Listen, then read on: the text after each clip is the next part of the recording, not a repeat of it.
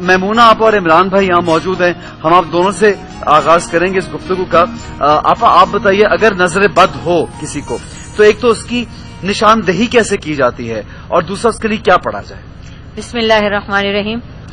احسن آپ صلی اللہ علیہ وآلہ وسلم نے فرمایا کہ میری امت کے لوگ طبعی موت کے بعد سب سے زیادہ نظر بد سے وفات پائیں گے۔ یعنی امت کے لوگوں کو جو موت تک پہنچا دیں گے۔ اور ایک اور حدیث ہے کہ نظر بد اونٹ کو ہانڈی میں اور انسان کو قبر میں پہنچا دیتی ہے۔ اب ایسا ہوتا ہے کہ انسان کسی سے حسد کی نظر رکھتا ہے۔ نظر بد ہے کیا؟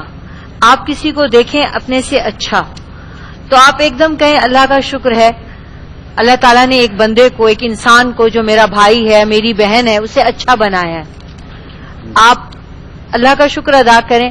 اب دوسری کیفیت یہ ہوتی ہے کہ آپ کے دل میں آتا ہے یہ اچھا کیوں ہے، میں اتنا اچھا کیوں نہیں، اب یہ حسد کی کیفیت ہے۔ اب اس میں جب آپ دیکھتے ہیں تو تیسری کیفیت جو شیطانی ہے اور پیور شیطانی ہے وہ یہ ہوتی ہے کہ اس کی یہ اچھائی چھین لی جائے، یہ اگر مجھ میں نہیں ہے تو اس میں کیوں۔ اب یہ جو کیفیت ہے یہ خطرناک ہے اور یہ ہوتی ہے ایمان کی کمی کی وجہ سے۔ صحیح۔ اس لیے کہ بہت ساری چیزیں رب کی تقسیم ہیں، حسن ہے، ذہانت ہے، علم ہے، دولت ہے، اولاد ہے، صحت ہے، ہر چیز اللہ کی عطا کردہ ہے۔ اگر ہم یہ سمجھیں کہ یہ اللہ تعالیٰ نے دیا ہے، اللہ اس کو بھی دے سکتا ہے، اللہ مجھے بھی دے سکتا ہے، تو پھر میں حسد کر ہی نہیں سکتی۔ امام حسن بصری نے یہی فرمایا تھا کہ جب مجھے یہ پتا چلا کہ میرے منہ میں جانے والا لقمہ کسی اور کے منہ میں جا ہی نہیں سکتا اور کسی کی عمر کا ایک لمحہ میرے نصیب میں آ ہی نہیں سکتا، سبحان اللہ، تو میرا لالچ بھی ختم ہو گیا، میرا حرص و ہوس بھی ختم ہو گیا، میں حسد بھی نہیں کر پایا۔ سبحان اللہ۔ تو بات یہ ہے کہ یہ جو نظر بد ہے اس کا مطلب ہے بری نظر۔ اب بری نظر ہوتی کیوں ہے کہ ہمارے اندر یہ حسد آ جاتا ہے اور ہم چاہتے ہیں کہ اس چیز سے اس انسان کو محروم کیا جائے۔ اب ہمارے بس میں تو کچھ ہوتا نہیں، ہم محروم کسی کو کسی چیز سے نہیں کر سکتے، خاص طور سے وہ چیز جو رب نے عطا کی ہے۔ اب ہم کیا کرتے ہیں، زیادہ سے زیادہ جیسے وائرس انفیکشن ہوتا ہے نا، آپ کو ایک ہفتے کے لیے لگ گیا، آپ کو 7 دن کے لیے آپ بیمار ہو گئے، 10 دن کے لیے، اتنی سی تکلیف ضرور ہوتی ہے۔ اس کی وجہ یہ ہے کہ وہ آپ کے اوپر جو نظریں آتی ہیں اس میں شیطان بھی شامل ہوتا ہے، اس میں آپ کا حسد بھی شامل ہوتا ہے، تو ایک معصوم انسان اس کا شکار ہوتا ہے اس وقت جب وہ اپنا دھیان نہیں کرتا۔ صحیح۔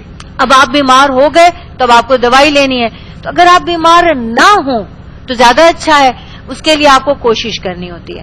آپ صلی اللہ علیہ وآلہ وسلم نے فرمایا کہ جب تک معوذتین سورہ فلق اور سورہ ناس نازل نہیں ہوئی اس وقت تک میں حسن اور حسین پہ قرآن مجید کا جتنا حصہ چاہتا تھا پڑھتا تھا اور دم کر دیا کرتا تھا۔